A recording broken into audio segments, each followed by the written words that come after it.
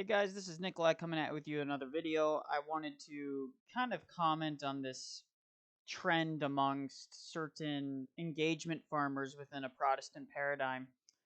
Sola Chad is one of the more infamous people who kind of constantly jabs and jeers and pokes at Orthodox and Catholic people, only to never engage with them. And he's frankly he's quite a nasty individual. Having engaged with him in the past and having done some Twitter Spaces with the guy. He's just not willing to engage in good faith. He white knights like crazy. If you push back on any of the women in his space, he immediately will mute you and kick you. He's just not a pleasant individual. And he talks a big game, but really doesn't back up anything he has to say. But that being said, he does these little tweets and videos and things like this. Right here, you walk into a church and you see a pastor like this. What's your next move? Well, from an Orthodox paradigm, this isn't something that I have to ever worry about. My bishops will take care of it. And frankly speaking, you'll always have certain priests that are not going to be the greatest in the Orthodox Church. There's going to be ones that are not good, but they can never go too far, nor can they really influence the church as a whole.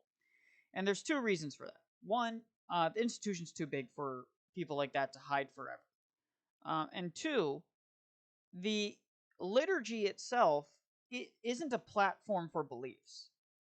There are very strict guidelines and rules in which the priest must follow for the liturgy. There is no make my own liturgy. The homilies are almost always related to the saint of the day, the feast day that's relevant, and things like that. They almost never get political.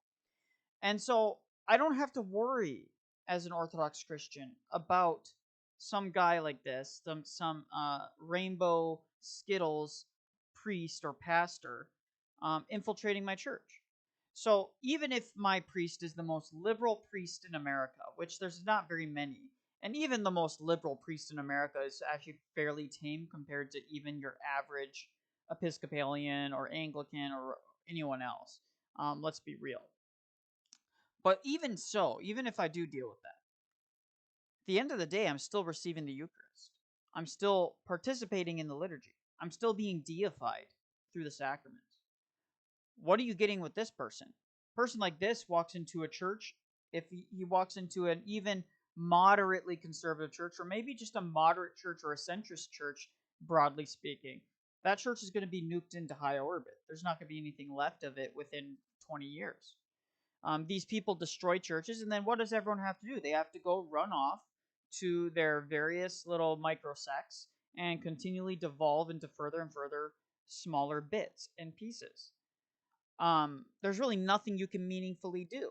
And this is because they hold to no authorities or hierarchies that can bind them to decisions, bind them to doctrine, bind them to beliefs, bind them to decisions.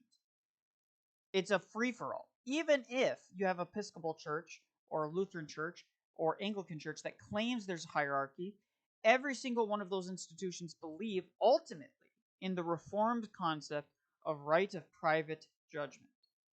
Right of private judgment, meaning that they can't bind you to a creed necessarily. They can't bind you to any of that. Now, if you want to continue to attend their church and be in good standing in their church, they can simply say, well, then we have to part ways.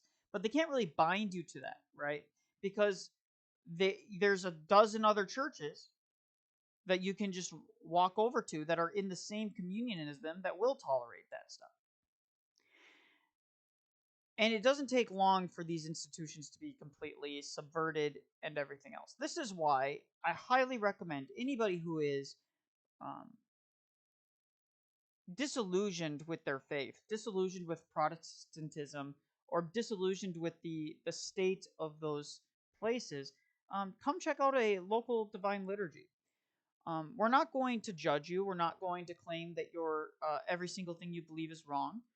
But we're going to say, this is what we believe, this is what we've always believed, and here's why we believe it. And I think you'll find that much more satisfying than these sort of, you are bound to the fate, your church is bound to the fate of the leadership of that church, as in, you get a good pastor, you're going to be great. If you get a bad pastor, you're in for a big beating. Anyways, guys, this was Nicholai signing off. Like, subscribe, and all of that great jazz. Have a lovely day.